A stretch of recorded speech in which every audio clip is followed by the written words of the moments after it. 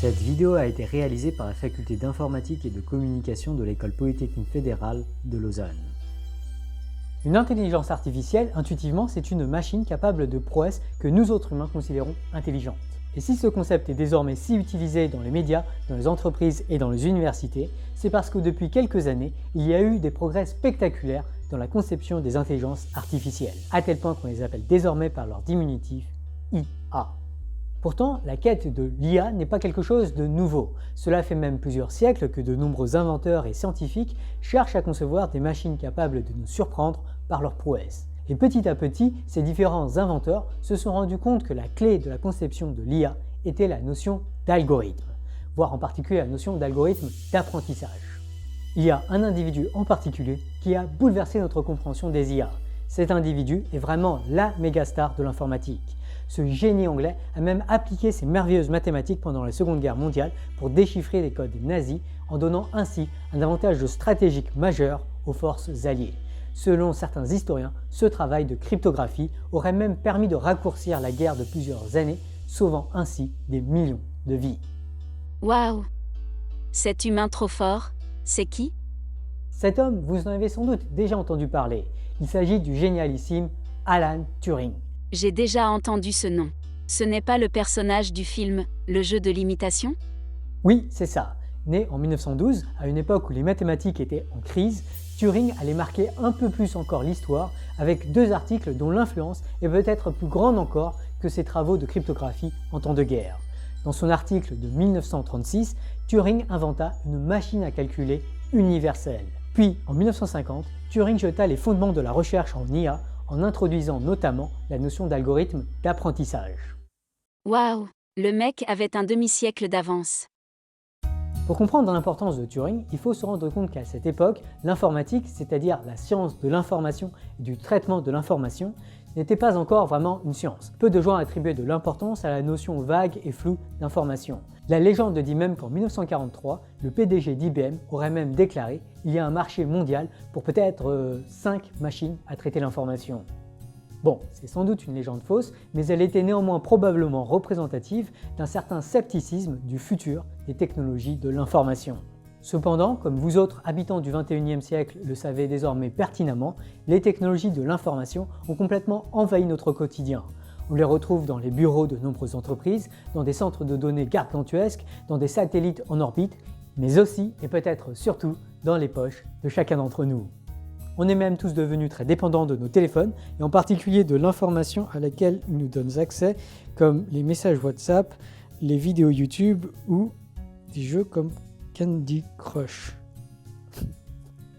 Pardon. De façon stupéfiante, toutes ces machines à traiter de l'information sont essentiellement toutes conçues suivant le modèle de la machine à calculer de Turing. On reviendra plus longuement sur cette merveilleuse machine de Turing dans d'autres vidéos. Mais de façon cruciale, Turing conçut là une machine dite universelle, c'est-à-dire une machine capable d'effectuer n'importe quel traitement de l'information. Avec vos téléphones, vous pouvez à la fois appeler un ami, envoyer des messages WhatsApp, commenter des photos Instagram, face-swapper des visages et résoudre des équations du second degré. Et ça, c'est une remarque cruciale, puisque dès lors, ce n'est plus la machine qu'il convient de qualifier d'intelligente. La machine peut tout faire. Elle peut faire des calculs très sophistiqués, mais elle peut aussi faire des calculs très idiots. S'il y a quelque chose d'intelligent, ça ne peut pas être la machine seule. Oui, et justement, la manière de traiter l'information, c'est ce qu'on appelle un algorithme. L'algorithme, c'est ce que la machine fait. Plus précisément, un algorithme, c'est une suite d'instructions que la machine doit exécuter. Donc c'est un peu les ordres qu'on donne à la machine. Voici par exemple un algorithme très simple. Si on te demande combien font 1 plus 1, réponds 2, sinon réponds je ne sais pas. Bon, après, je pense qu'on sera d'accord pour dire que dans cet exemple, l'algorithme de la machine, c'est-à-dire les ordres qu'on lui donne, ne sont pas super intelligents.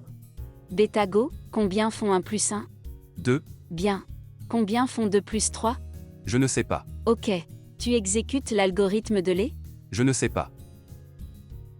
Mais bien sûr, aujourd'hui, les informaticiens sont capables de concevoir des algorithmes beaucoup plus utiles et astucieux que celui qu'on vient de décrire. En fait, il y a même toute une discipline de recherche appelée l'algorithmique qui consiste à déterminer quels problèmes peuvent être résolus en suivant quelles instructions.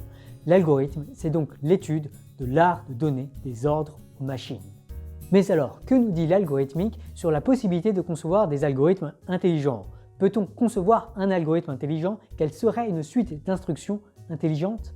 Quels sont les ordres à donner à une machine pour transformer cette machine en une intelligence artificielle? Telle fut la question fascinante que posa Alan Turing, cette fois dans son article de 1950. Pendant longtemps, les informaticiens ont pensé que la clé pour concevoir des algorithmes intelligents était de bien les programmer. Autrement dit, une IA serait intelligente si les ordres qu'on lui donne sont eux-mêmes intelligents. Et en effet, avec cette approche, les machines ont réussi des prouesses spectaculaires qui furent parfois considérées intelligentes. Par exemple, en suivant une suite d'instructions sophistiquées, en 1996, l'IA Deep Blue d'IBM a réussi l'exploit de battre le champion du jeu d'échecs Garry Kasparov à la suite d'un match épique. Cependant, au début des années 2000, il y a eu un vent de pessimisme au fur et à mesure que les informaticiens ont pris conscience de la difficulté de programmer des algorithmes intelligents. Il se trouve que même si nous autres humains, nous pensons intelligents, nous avons en fait un mal fou à donner des ordres vraiment intelligents aux machines. Typiquement, perso, je suis très incapable d'expliquer à une machine ce qu'est un chat.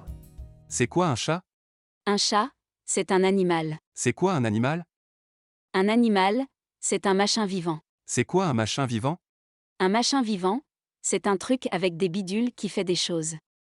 Et, tu vois ce que je veux dire?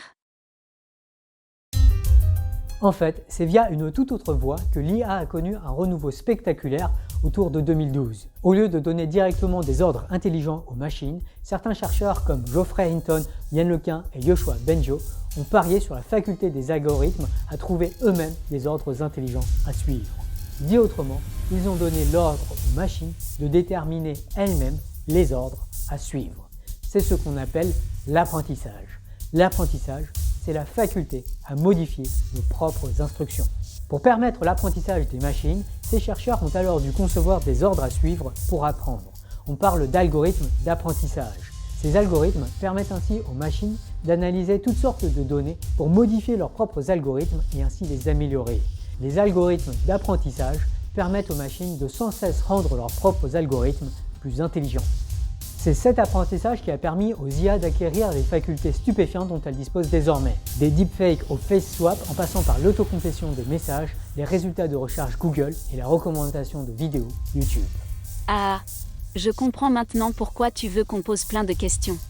Et de façon stupéfiante, toute cette révolution de l'IA par les algorithmes d'apprentissage avait été anticipée par Alan Turing dès son article de 1950, dont on reparlera beaucoup dans tes prochaines vidéos.